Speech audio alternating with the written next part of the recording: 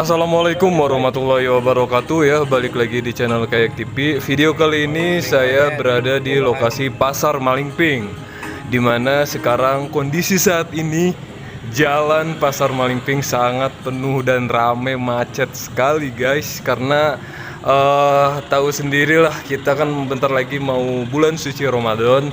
Di sini sangat macet sekali karena ada hari munggahan ya.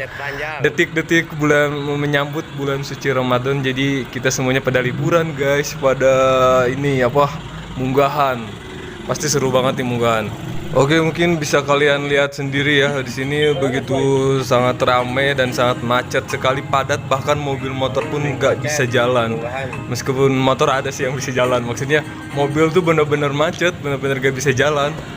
Kalian bisa lihat sendiri kondisinya seperti ini. Buat teman-teman semuanya yang lagi mau pada munggahan, yang pada mau liburan sama keluarga, berhati-hatilah ya, jangan lupa pakai helm, berkendara yang standar lah, maksudnya jangan, berhati-hatilah, jaga kesehatan juga. Oke, buat kita semua berhati-hatilah yang mau bermunggahan, jaga kesehatan tentunya. Oke, terima kasih. Assalamualaikum warahmatullahi wabarakatuh, semoga bermanfaat.